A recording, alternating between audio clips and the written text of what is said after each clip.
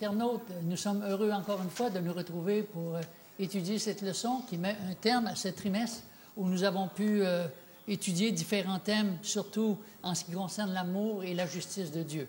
Alors, merci encore une fois de faire partie de cette étude et je demande aussi à mon ami Jairo s'il voudrait bien nous introduire dans la prière. Certainement. Merci, on va prier. Notre Père, notre Dieu, nous te remercions encore pour la belle journée sabbat que tu nous accordes aujourd'hui. Puisses-tu être avec nous, puisses-tu nous accompagner avec ton Saint-Esprit et surtout que nous puissions comprendre et que nous soyons remplis de ton Saint-Esprit pour que chaque parole qui sort de notre bouche soit guidée par toi. Nous te remercions et nous te prions au nom de ton Fils Jésus. Amen, Seigneur. Amen. Le thème que nous allons parler aujourd'hui, c'est l'amour et l'accomplissement de la loi. Et s'il y a une chose, bien souvent, qu'on veut se débarrasser aujourd'hui, c'est la loi, parce qu'il semble qu'on n'aime pas les lois. Ouais. Mais moi, j'ai eu souvent... j'ai pu expérimenter souvent comment la loi était une bénédiction. Ça m'est arrivé des fois d'aller trop vite et quand le policier m'arrêtait, je dis « Merci, monsieur le policier, vous m'avez peut-être sauvé la vie. » Alors, s'il n'y avait pas de lumière rouge puis tout le monde passait, il y aurait pas mal de blessés sur la route. Ouais. Alors, les lois sont là aussi pour nous protéger. Mais la loi de Dieu, elle est vraiment différente parce qu'elle, c'est une loi qui est basée sur l'amour et c'est une loi qui est basée sur les relations entre les êtres humains. Si je peux interjecter, quand il n'y a pas de loi, c'est le chaos, puisque même l'univers, avant les lois de l'univers mises en place par Dieu, c'était le chaos. Oui. Oh, oui. Parce que si la Terre arrêtait de tourner à la vitesse qu'elle tourne, probablement qu'elle irait s'échouer quelque part. Surtout, par exemple, aujourd'hui, imaginez-vous, si on n'a pas la loi de la gravité, qu'est-ce qui va se passer? Là, nous, on a été partout, on avait des accidents avec les avions, en tout cas, c'était... Le chaos, l'anarchie, on n'existerait même plus, c'est certain. Alors, pourquoi est-ce que Dieu a donné cette loi-là? Ça dit que Dieu, il vient du ciel. Et qu'est-ce que Dieu veut pour nous, en tant que créature? Il veut notre bonheur. Alors, quand Dieu nous donne quelque chose, c'est un cadeau qu'il nous fait, oui, pour notre bonheur. Alors, Dieu nous a donné des lois d'amour, pour qu'on puisse vivre en harmonie les uns avec les autres, qu'on puisse respecter qui est ce Dieu. Et moi, ce qui me touche beaucoup, c'est de réaliser que quand Dieu a sorti son peuple d'Égypte, qui étaient des esclaves, qui n'étaient même pas capables de distinguer leur pied droit de leur pied gauche, Dieu prend un peuple totalement ignorant, qui semble avoir aucune valeur aux yeux du monde, et Dieu va lui montrer en premier quoi? Est-ce que Dieu va donner sa loi au début? Pas du tout. Dieu ne donne pas sa loi. Dieu, il prend soin d'eux. Ils ont soif, Dieu va leur donner de l'eau. Ils ont faim, la manne va tomber. Ah oui. Ils ont froid, la nuit, une colonne de feu. Ils ne savent pas où se diriger dans le désert. Le GPS qui est là, qui les dirige partout. La couverte électrique pour les garder au chaud durant la nuit. Tout ce que Dieu fait, ils sont protégés. Il y a des serpents brûlants partout dans le désert, mais aucun d'eux n'est touché.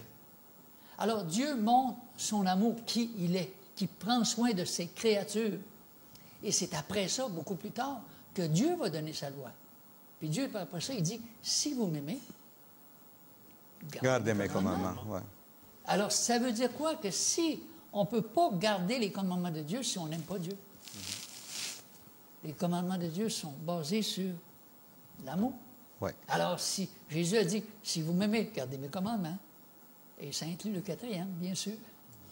Alors, ça m'interpelle toujours quand on étudie la parole de Dieu et quand on parle de l'amour de Dieu. Dieu a montré ses tendres soins pendant des années. Je pense juste à un commandement qui dit « Tu ne tueras point ». Combien de millions ou de milliards de personnes seraient restées en vie si on avait observé uniquement ce commandement-là? Et il y en a de veaux. C'est pas juste ça aussi, c'est que si on garde tous les commandements, Dieu n'a pas besoin de détruire la terre à la fin. Parce que c'était vraiment le paradis sur la terre. Oui, oui. J'ai un texte dans le psaume 19 qui m'interpelle par rapport à ça, qui s'adresse à toute l'humanité, parce que le psaume 19, c'est une révélation de la création, mais c'est aussi une révélation de la Torah. Okay. Alors, c'est intéressant de voir qu'on a les deux. Alors, au début, ça dit « Les cieux racontent la gloire de Dieu et l'étendue manifeste l'œuvre de ses mains. Jamais Aujourd'hui, on a eu autant d'opportunités de regarder le cosmos, l'immensité, la beauté, l'émerveillement, ça dépasse tout entendement humain. Et je crois que si Darwin avait les microscopes qu'on a aujourd'hui pour étudier l'ADN puis voir comment est-ce que l'être humain est constitué puis comment le cosmos est constitué, je pense qu'il ne dirait pas les mêmes platitudes qu'il a dit à ce moment-là, alors qu'il parlait vraiment par ignorance. Et c'est incroyable de voir qu'autant de monde ont avalé une couleuvre. Par hypothèse. C'est juste des hypothèses. Alors, ça dit, le jour en instruit un autre jour, la nuit en donne connaissance à une autre nuit. Ce n'est pas un langage, ce ne sont pas des paroles dont le son ne soit point entendu. Leur retentissement parcourt toute la terre. Leurs accents vont aux extrémités du monde. On a dressé une tente pour le soleil, et le soleil, semblable à un époux qui sort de sa chambre, s'élance dans la carrière avec la joie d'un héros. Il se lève à une extrémité des cieux, il achève sa course à l'autre extrémité, rien ne se dérobe à sa chaleur. Bien, il y a des gens qui ont perdu la vie parce qu'ils ont osé dire que le soleil n'était pas statique, alors que tous les savants disaient le soleil, il ne bouge pas, il est là, il ne peut pas bouger. Alors qu'il va à une vitesse absolument incroyable. Le soleil se déplace à la vitesse de 720 000 km à l'heure. C'est beaucoup plus rapide que sur la Terre, c'est 108 000 km la Terre. Alors, tout est en mouvement dans ça. Okay. Mais ce qui est extraordinaire, c'est que la première partie qu'on vient de lire ici, quand on regarde la seconde partie, de quoi qu'on parle au verset 8? Au verset 8, la loi. Les ordonnances. La loi de l'Éternel. La loi de l'Éternel est parfaite. Oui. Elle restaure l'âme. Le témoignage de l'Éternel est véritable. Il rend sage l'ignorant. Les ordonnances de l'Éternel sont droites, elles réjouissent le cœur. Les commandements de l'Éternel sont purs, ils éclairent les yeux. C'est extraordinaire. Alors, de même, le soleil, il brille pour qui, dans le fond? Est-ce que c'était juste pour les Juifs, le soleil? Oh, pour tout le monde. Le bon, le méchant. Alors, est-ce que la loi de Dieu a été donnée uniquement pour les Juifs?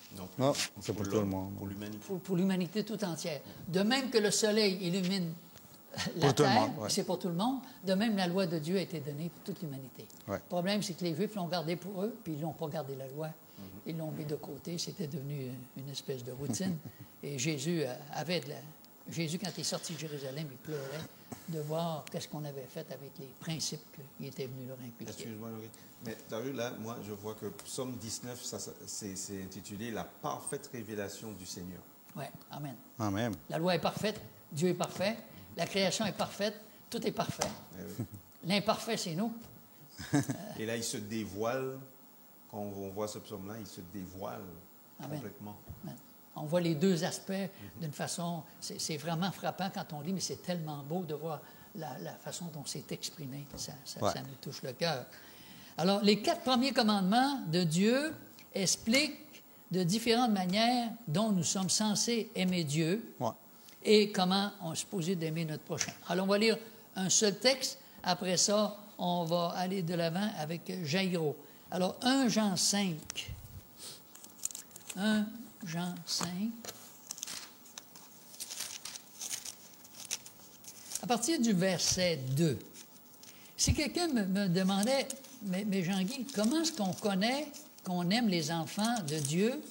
Comment est-ce qu'on fait pour savoir ça? C'est-à-dire, nous connaissons que nous aimons les enfants de Dieu lorsque nous aimons Dieu et que nous pratiquons ses commandements, car l'amour de Dieu consiste à garder ses commandements.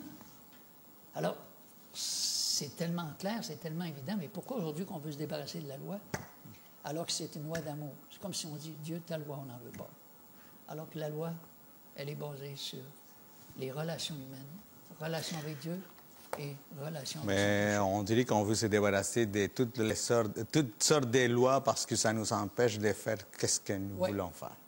On ne veut pas se sentir accusé. Pourtant, Dieu nous culpabilise pour nous sauver, mais le diable, il nous culpabilise pour nous perdre. Pour dire, tu vois plus, tu n'es pas chrétien, c'est sûr, tu ne mérites pas. Tu devrais arrêter d'aller à l'église, tu devrais arrêter de la vie, tu vas tomber encore, tu vois-tu comment tu es faible, tout ça. Lui, il va nous écraser, il va nous mettre une culpabilité qui est vraiment décourageante, tandis que Dieu, il sait que quand on tombe, lui, il est là pour nous relever. C'est l'Évangile qui nous enseigne ça. Alors, ce n'est pas un Évangile qui dit, une fois, c'est une fois de trop. Ouais. La loi nous rend libres, alors que le diable nous fait penser que la loi nous enferme, nous contraint et que la loi, ce sont des chaînes. Amen. C'est vrai. C'est vrai. Alors, on poursuit, Jairo, avec la journée de lundi qui parle justement de cette loi-là Ouais. et la loi et la grâce. Alors, Que la loi est sainte, juste et bonne. Wow! Wow.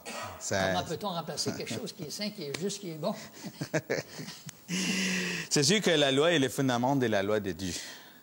C'est à cause de cela que Jésus est mort pour nous sur la croix, afin de confirmer la loi, en nous présentant sa grâce. La mort de Jésus est la plus grande expression d'amour. Ça, c'est un petit peu difficile à comprendre.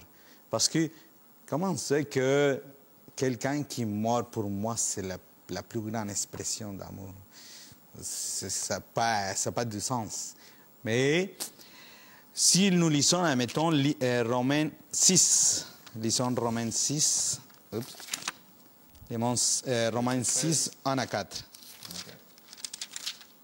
Que dirons-nous donc? Demeurions-nous dans le péché afin que la grâce abonde? Loin de là. Nous qui sommes morts au péché, comment vivrions-nous encore dans le péché? Ignorez-vous que nous tous qui avons été baptisés en Jésus-Christ, c'est en sa mort que nous avons été baptisés? Nous avons donc été ensevelis avec lui par le baptême en sa mort, afin que comme Christ est ressuscité des morts par la gloire du Père, de même nous aussi nous marchions en nouveauté de vie. Donc, on voit que c'est à cause que Dieu veut que nous puissions avoir une nouvelle vie, que ce soit une vie éternelle. Il y a des pensées erronées où il y a des gens qui pensent que la grâce et la rédemption annulent la loi, excusez-moi. Comme Paul dit en Romains 6, 1 et 2 qu'on vient de lire, c'est que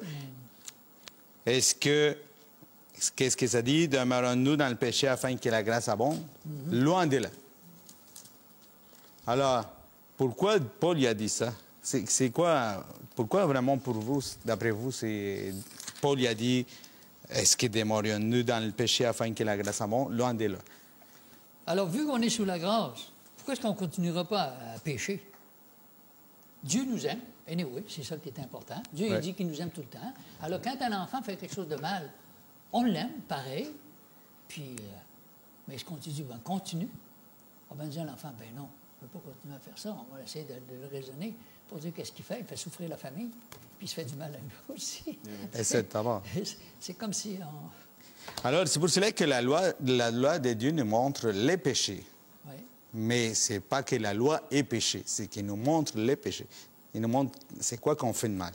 Alors, nous pouvons aussi lire Romains 7, verset 12. On va lire Romains 7, verset 12. Qu'est-ce que ça dit? Romains 7, 12. La loi donc est sainte et le commandement est saint, juste et bon.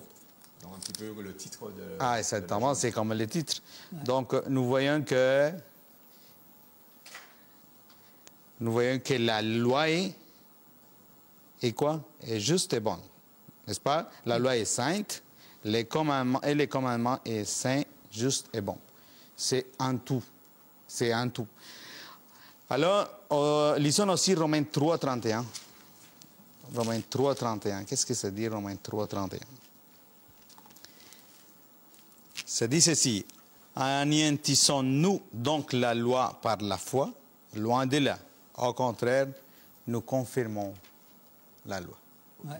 De la même façon que Jésus, on nous dit, il n'est pas venu pour abolir la loi. Il l'a confirmé. Et c'est à cause de cela qu'aujourd'hui, il y a plusieurs personnes, il y a beaucoup de gens qui pensent que, ah maintenant, Jésus est venu sur terre, une fois qu'il est décédé, la loi ne fait plus partie de nos vies. C'était l'Ancien Testament pour les Juifs. C'est des théories que ça nous amène à des gros problèmes, là. Parce qu'on a décidé erroné là-dessus. Pendant que tu disais ça, ça me faisait penser, une fois, je m'étais mis des gros shows de couleurs dans la figure. Puis il y a une personne qui m'a dit, « Jean-Guy, tu es malade certain? As-tu vu les spots que tu as dans ton visage? » J'ai dit, « Je ne suis pas malade. » Il m'a dit, « Pourquoi tu dis ça? » Ben, il dit, « Regarde-toi. » Il m'a donné un miroir. Quand il a vu le miroir, je me dit, « Hein? Pas d'allure. C'est vrai? Boy! Hey! Pourtant, je ne me sens pas malade, mais il y a des spots partout d'en face. Je vais l'arranger. la situation, pas de problème. Je prends un marteau, je sors le marteau, je casse le miroir. Je dis, OK, c'est c'est quoi que mon ami me dirait? Ben, c'est toujours là, tes spots. Je dis, c'est quelque chose qui ne marche pas, t'es pas bien intelligent, toi, là. Je pense que quelque chose qui ne marche pas, c'est comme ça que tu règles tes problèmes. Tu brises le miroir, peut-être toujours tes spots de terre. Oui. C'est ça qu'on veut faire. Et c'est dommage. C'est pour cela que lorsque Jésus-Christ est venu sur terre, il est venu accomplir tout ce qui était promis dans la loi et les prophètes. Exactement. Alors, en Matthieu 5, 18, qu'est-ce que ça dit, Matthieu 5, 18?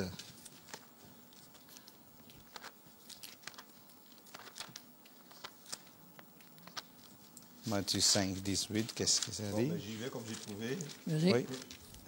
Car je vous le dis en vérité, tant que le ciel et la terre ne passeront point, il ne disparaîtra pas de la loi un seul iota ou un seul trait de lettre jusqu'à ce que tout soit arrivé.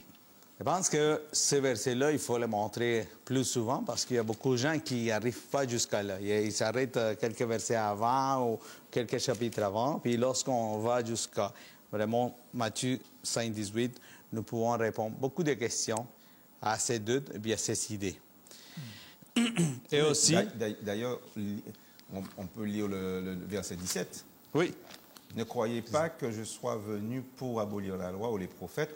Je suis venu non pour abolir, mais pour accomplir. Pour accomplir. Vraiment, c'est central. Donc, c'est complémentaire. C'est vraiment... Puis la beauté qu'on trouve dans la parole de Dieu, c'est qu'après le verset 17, il y a un verset 18. Ce n'est pas 17 et après ça, 19 ou 20. C'est 17, 18. Et puis, nous pouvons aussi lire Psaume 19. 119, excusez-moi. Ah, le psaume à la gloire. Psaume 119, 142. Psaume 119, 142, qu'est-ce que ça dit? Ça dit ceci. Ta justice est une justice éternelle et ta loi est la vérité. Et 151, 152, pourrais-tu nous lire ça aussi, s'il te plaît? 151, 152, ça dit, tu es proche, ô Éternel, et tous tes commandements sont la vérité. Dès longtemps, je sais par tes préceptes que tu les as établis pour toujours. Tu ne peux pas avoir plus limpide, plus transparent, plus simple que ça. Et pourtant, c'est un psaume. On dit, ah, ça, c'était dans l'Ancien Testament. Comme si la loi de Dieu est caduque, elle est désuète. Oui, c'est pour cela que le plus important lorsqu'on lit la parole de Dieu, c'est vraiment de lire toute la parole de Dieu. C'est pas vraiment de lire une partie, après ça, ces parties-là, je ne les lis pas parce que ça ne fait pas mon affaire. Lisons l'autre partie. Alors, heureusement, nous, on a toute la Bible au complet. Et puis, il faut en profiter aujourd'hui parce qu'on sait que dans les prochains temps, ça va être difficile d'avoir accès à la Bible. Et ce qui est triste aussi, c'est de voir que bien des pasteurs évangéliques enseignent à leurs paroissiens de ne pas se souvenir de ce que c'est que Dieu a dit de se souvenir. Alors Dieu dit, souviens-toi, mais eux les enseignent, il ne faut pas que tu te souviennes de ça. Tu sais, c'est un peu... Enfin, c'est une réflexion. Et surtout qu'ici au Québec, on les voit tous les jours sur la plaque de la voiture, la plaque d'immatriculation. Je me souviens. Je me souviens. Mais c'est qu'aujourd'hui, on n'a plus mémoire. On ne se souvient plus. On est devenu Alzheimer, je pense. Oui, je pense que oui. Ça, c'est vrai. On ne s'en rappelle plus. Alors, c'est pour cela que maintenant, on va parler de la loi et la grâce. Tel que nous l'avons vu, la loi et la grâce ne sont pas opposés non plus. Mais ils ont des quoi? Ils sont complémentaires. Ils sont complémentaires. Oui. Donc, autrefois, Dieu a donné à son peuple des enseignements très clairs sur ce qui lui fait plaisir. Mais c'était quoi qui lui faisait plaisir à Dieu? Ou c'est quoi qui lui fait plaisir à Dieu? Parce qu'aujourd'hui, faire plaisir, par exemple, en tant qu'être humain, ce qui me fait plaisir, c'est vraiment que tout soit à moi. Que moi, j'ai une belle maison, que j'ai une belle voiture, une belle femme, une belle famille, et tout est à moi. Ça, c'est l'ego. Mais pour Dieu, c'est pas le même. Pour Dieu, c'est quoi? Il veut que nous ayons quoi? Une vie éternelle. Il veut nous bien-être, individuellement et collectivement. Alors, cependant, la loi ne nous sauve pas dans le péché. il nous sauve du péché, mais il ne nous sauve pas dans le péché. Alors, qu'est-ce que ça veut dire? Que nous devons abandonner les péchés et avoir une transformation spirituelle. Amen. Mais ça, ce n'est pas facile non plus, parce qu'on veut que Dieu nous pardonne, mais que nous puissions continuer quand même avec nos petites habitudes. Puis Dieu, il veut vraiment que nous changions au complet notre vie. Amen. Je pense que tu dis ça, ça me fait réfléchir en me disant, est-ce qu'on serait confortable au ciel avec des voleurs, des menteurs, des gens qui sont cruels? On ne se sentirait pas en sécurité. Ça ne marche pas. Il faut qu'il y ait une transformation. Certainement. Pour qu'on dise, écoute, moi je disais, si avec Jairo puis James, je n'ai pas de problème d'être au ciel, je sais qu'ils ne viendront pas me faire du mal, puis ils ne me voleront pas, puis ils ne mentiront pas. Dieu a transformé leur vie. Alors on peut vivre en harmonie. Mais je suis avec deux voleurs, deux menteurs. Je disais, mais quoi, Seigneur, je ne veux pas aller au ciel, ça va mal aller.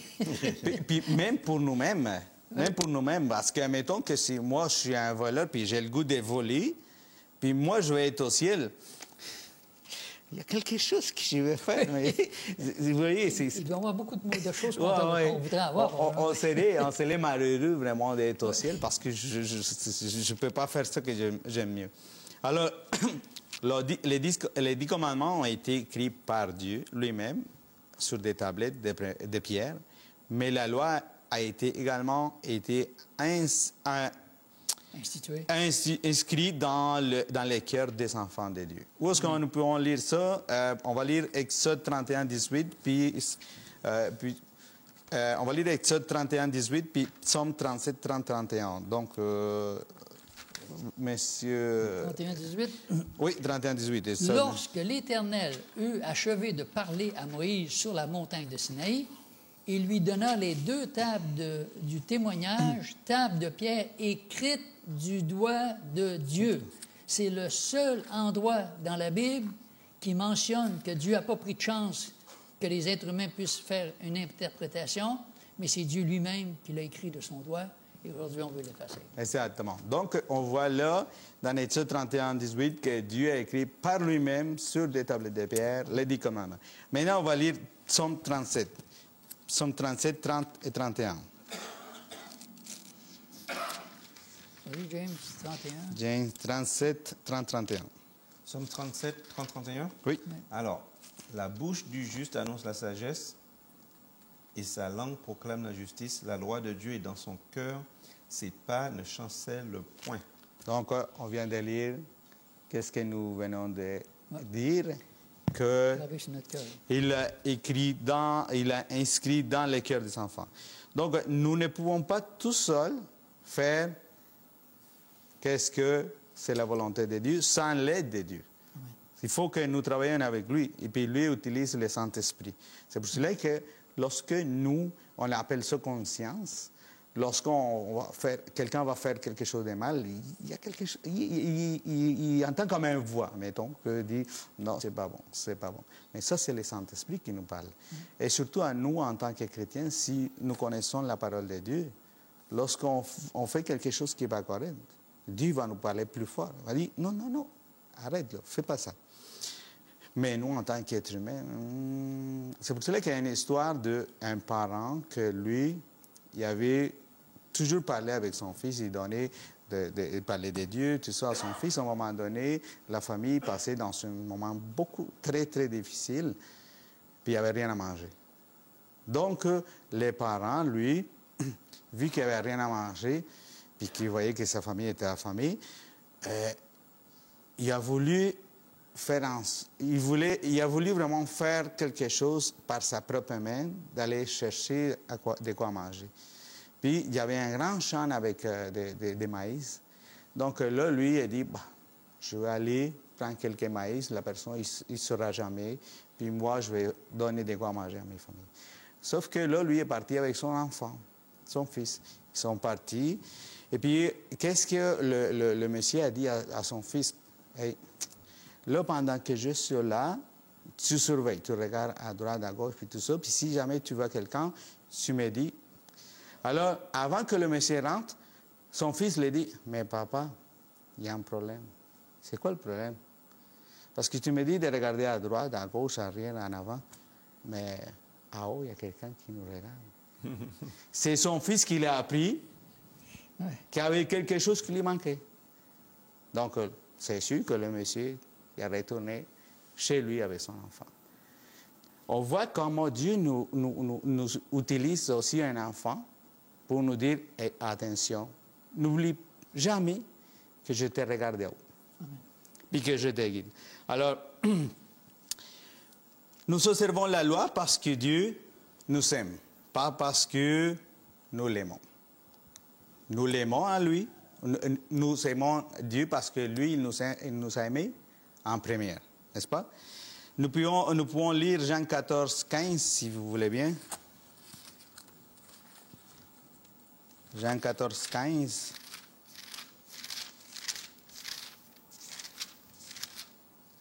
Si. Si vous m'aimez, gardez mes commandements. Alors, vous l'avez dit tantôt, on doit garder les commandements parce que nous aimons Dieu.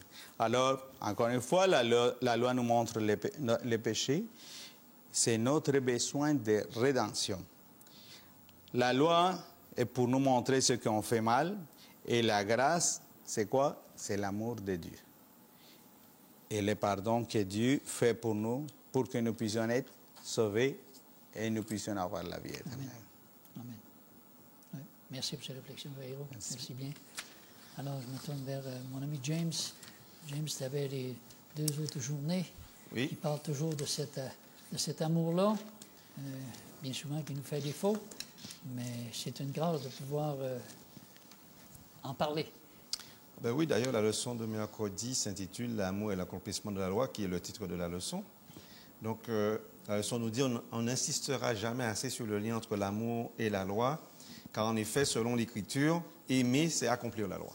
Amen. Oui. Oui. Donc, on a le texte de Romains 13, versets 8 à 10. On peut aller rapidement là-dedans. Romains 13, 8 à 10. Alors, ça dit ceci.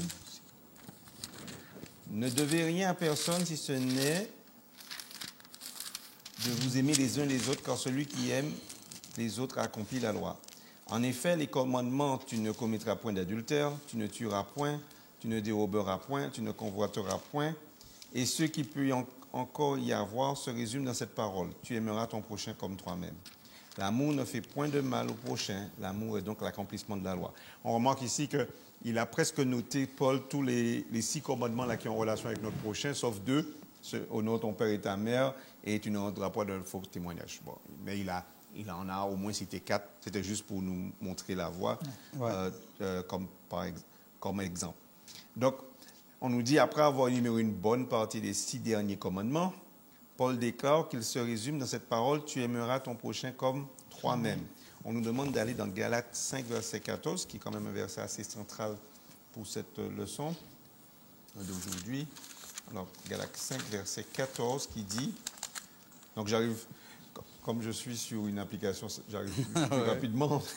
C'est bien ça. Car toute la loi est accomplie dans une seule parole, dans celle-ci, tu aimeras ton prochain comme toi-même. Donc, ça répète un peu ce qu'on avait vu plus tôt. Donc, on nous dit, mais quel genre d'amour accomplit la loi? À quoi ressemble un tel amour?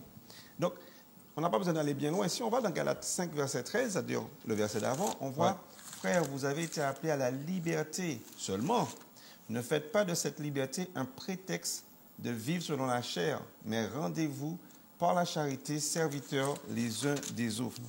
Donc, on disait tout à l'heure que la loi rend libre, mais là, ça nous parle. On a été appelés à la liberté, mais il ne faut pas en faire un prétexte pour vivre selon nos désirs à nous-mêmes, nous faire plaisir à nous-mêmes. Ce n'est pas le genre de liberté dont parle ce verset. Donc, la liberté qu'on a, c'est justement de servir les uns les autres. On n'a peut-être pas le temps de lire tout, mais je vais faire référence à Galates 5, de 14 à 26. On peut peut-être en lire quelques-uns d'ailleurs.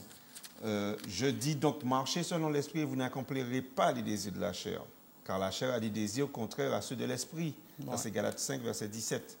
Et l'esprit en a de contraires à ceux de la chair. Ils sont opposés entre eux, afin que vous ne fassiez point ce que vous voudriez. Si vous êtes conduit par l'esprit, vous n'êtes point sous la loi. Vous voyez? Or, les œuvres de la chair sont manifestes, ce sont l'impudicité, l'impureté, la dissolution, l'idolâtrie, Wow. etc. C'est très- Et on nous dit l'envie, l'ivrognerie, etc. Donc, comme je l'ai déjà dit, il dit, Paul, que ceux qui commettent de telles choses n'hériteront point le royaume de Dieu. Et on nous parle après des fruits de l'esprit, et donc on connaît bien ces versets. Le dernier verset, verset 26, 25 à 26, si nous vivons par l'esprit, marchons aussi selon l'esprit. Ne cherchons pas une vaine gloire en nous provoquant les uns les autres, en nous portant envie les uns les autres. Donc, vous voyez comment, dans ce passage, c'est vraiment central, les bienfaits qu'on a de vivre sous la loi, mais aussi de nous aimer les uns les autres, malgré les défauts que nous pouvons avoir les uns et les autres. Ouais. On nous dit que ce qu'on peut en retirer avec le commentaire biblique de Galates 5, verset 14, c'est que l'amour qui définit le chrétien, la vie chrétienne ne s'oppose pas à la loi de Dieu. D'accord? Ça veut dire que le vrai comportement chrétien, c'est plus qu'une obéissance extérieure. Vous savez, comme les pharisiens, là, on fait les rites, on fait les choses par tradition. Ce n'est pas cette obéissance-là. On a vu tout à l'heure, ce n'est pas une obéissance comme ça que le Seigneur veut. Au-delà de la cravate, il regarde ce qu'il y a dans le cœur, comme disait tout à l'heure Michael dans sa prédication. Donc, la loi, ce n'est pas à suivre une liste de règles, de règlements, d'ordonnances, mais c'est plutôt l'amour qui accomplit la loi. Donc, ça peut être très technique, hein, mais moi, j'ai eu du mal à mettre ça en ordre, parce que même quand Paul parlait, on sait que Paul a eu une éducation auprès de Gamaliel, mais aussi une éducation rabbinique. Et, à la limite, il est possible de devenir pharisien, mais c'était quelqu'un qui pensait, tout était d'une façon, vous savez, c'était très droit, de la façon, c'était un grand philosophe, c'est pourquoi il a pu parler à Athènes, à l'Acropole, devant des gens qui philosophaient. Donc, quand Paul parle, ça peut être complexe, hein, comparé à d'autres écrits. Ouais. Donc, c'est sûr qu'il faut comprendre ces concepts-là, parce qu'on peut être vite confus, mais ce qu'on doit retenir, c'est que l'amour accomplit la loi. Je pense que dans ce que tu viens de dire, moi, je trouve ça vraiment important. Saint-Esprit me parle en disant que Dieu dit, n'abusez pas de votre liberté. Alors, on a la liberté. Mais Paul a réalisé que malgré toutes les connaissances qu'il avait sur la Torah, c'était un exégète, un gars extrêmement intelligent, qui ne savait pas changer son comportement. Il était aussi violent, aussi impulsif, aussi intolérant. Tout ce qu'il cherchait à faire, c'est de les sortir et de les frapper. Alors, il a réalisé que ce n'était pas par la puissance de l'homme que l'être humain pouvait arriver à changer cette nature mauvaise. Et ça a été tout, je pense, dans toute sa rhétorique, quand on lit l'Évangile, on s'aperçoit, on se dit, ouais, les passages ne sont pas toujours évidents à comprendre. Il y a vécu quelque chose de différent de nous par rapport à ça. Tu sais. Oui, c'est juste, par exemple, c'est sûr que ça, c'est comme une parenthèse. Moi, je l'ai dit dans mes mots, je ne me rappelle pas vraiment le verset mot par mot, mais où ça dit aux jeunes, il dit, faites ce que vous voulez là, mais après, vous allez rendre compte à Dieu. Des comptes à rendre. Ah, ça, c'est Ecclésiaste, normalement, Alors, si je ne me trompe pas. Évidemment. Alors, vous voyez que c'est la même chose. Aujourd'hui, Dieu nous donne le libre arbitre. Ouais. Faites ce que vous voulez, mais après ça, Ouais. allez pas dire, ah, mais le Seigneur, t'es méchant. Ouais. On peut abuser de notre liberté. Moi, je me rappelle une fois, moi, j'aimais les bars et tout ça, puis j'avais donné une conférence, puis j'étais à l'hôtel, puis j'avais tout habitué d'aller au bar. Puis là, je suis arrivé, puis je voulais rentrer dans le bar. Tu vas lui dire, Jean-Guy, pourquoi tu vas au bar? Ah, je vais juste me relaxer un peu. Non, c'est pas vrai, tu ne vas pas te relaxer.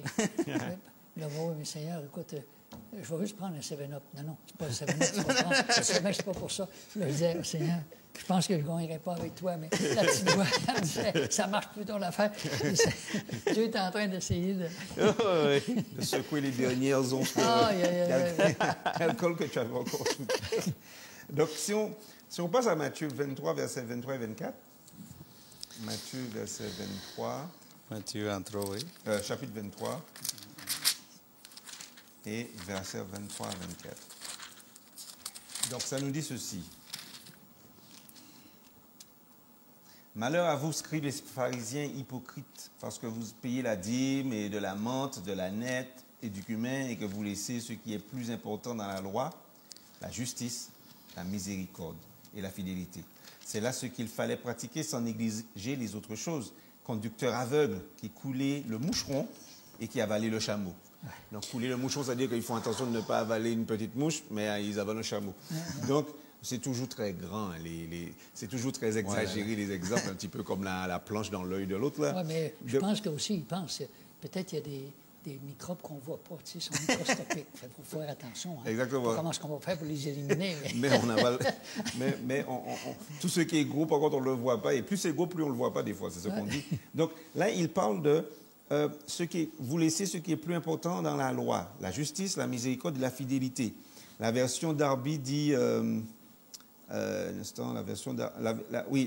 la justice, la miséricorde et la fidélité, mais nous, on voit que Darby nous dit la justice, la compassion, donc miséricorde, compassion, et la foi pour fidélité. Bon, c'est la même chose là.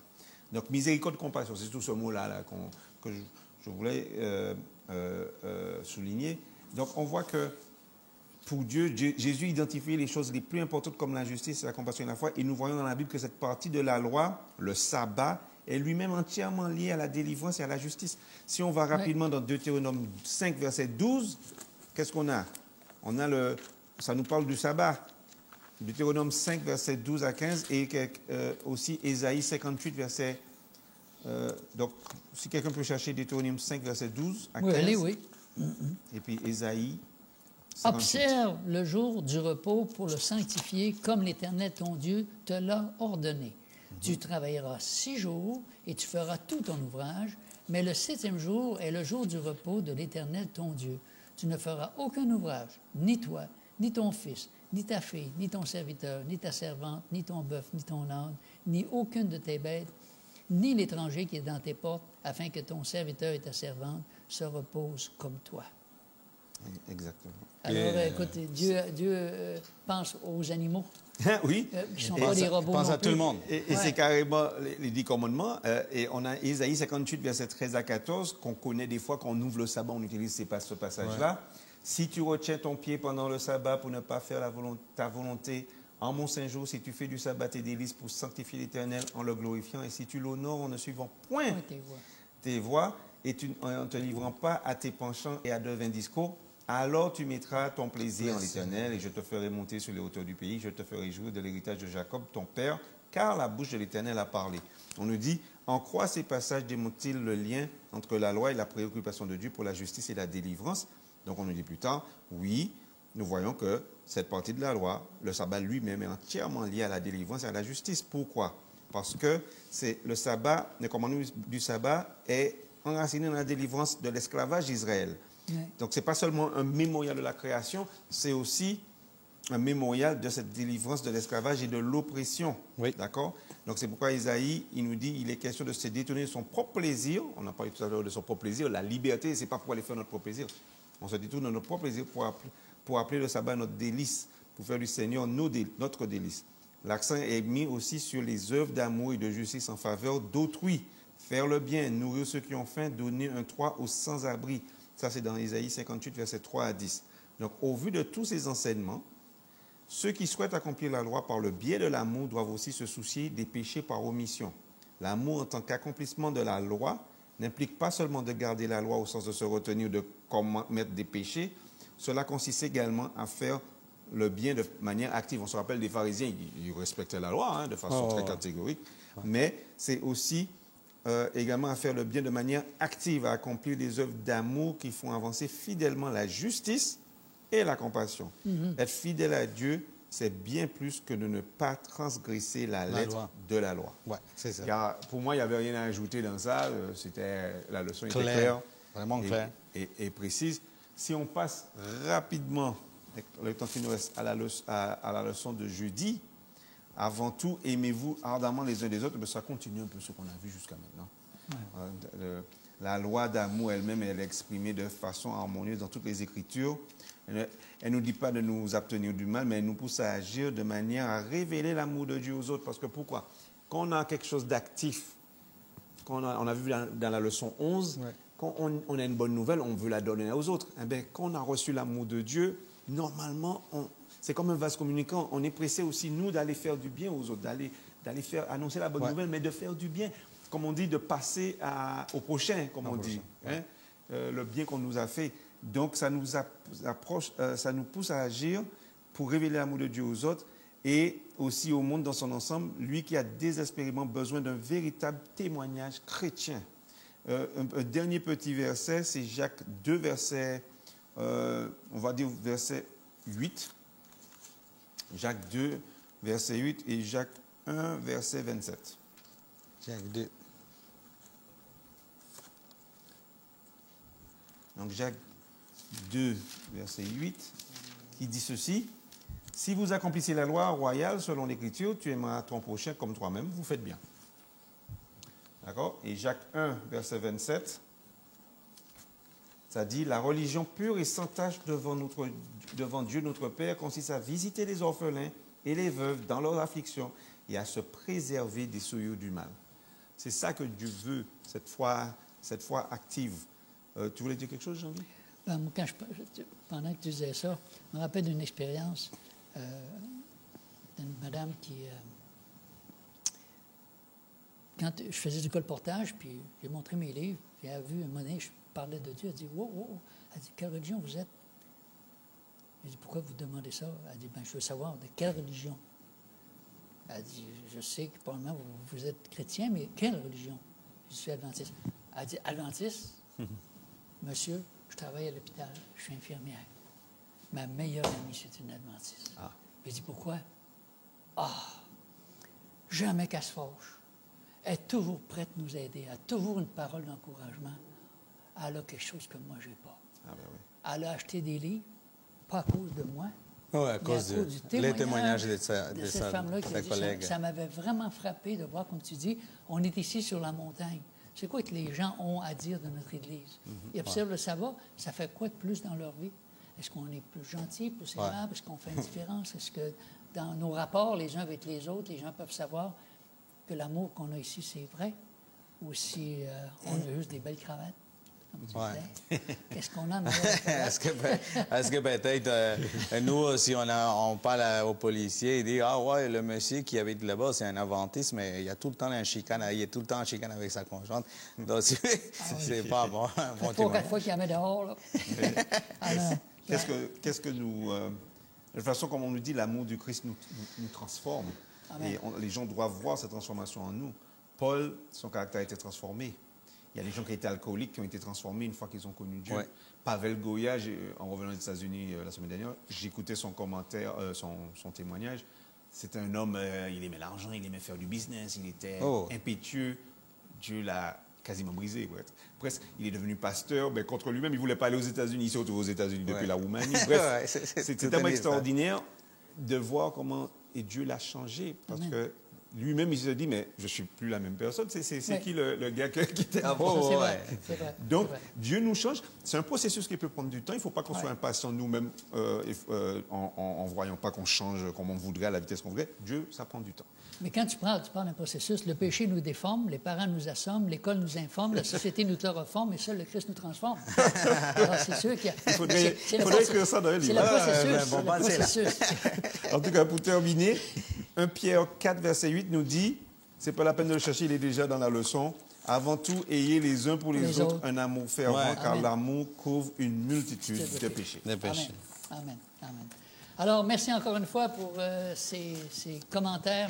J'apprécie beaucoup Jairo et James, qui vraiment prient et qui cherchent à partager ces leçons pour la rendre vivante aussi, pour qu'on puisse, nous aussi, réaliser que Dieu veut transformer notre vie, que cet amour-là ne devient pas seulement des belles paroles, mais que ça se transforme aussi en action, avec au sein de notre famille, au sein de notre Église, au sein de la société, partout où nous allons. Alors, est-ce que tu voudrais terminer par la prière, s'il te plaît? Merci Seigneur pour cette belle leçon que nous a permis de faire. C'est la dernière du trimestre. Aide-nous à avoir compris tout ce que nous avons étudié ce trimestre et permet que les auditeurs, ceux qui regarderont, puissent comprendre, faire des recherches eux-mêmes, comprendre cet amour qui nous pousse à agir et ce commandement, le grand commandement que tu veux que nous pratiquions chaque jour afin que les autres voient en nous l'amour que tu nous donnes librement. Sois avec nous, garde-nous. Nous t'en prions dans ton Fils Jésus pour ta gloire. Amen. Amen. Amen. Bonjour les amis. Alors, bonne semaine, que Dieu vous garde et au plaisir de se retrouver pour une prochaine leçon.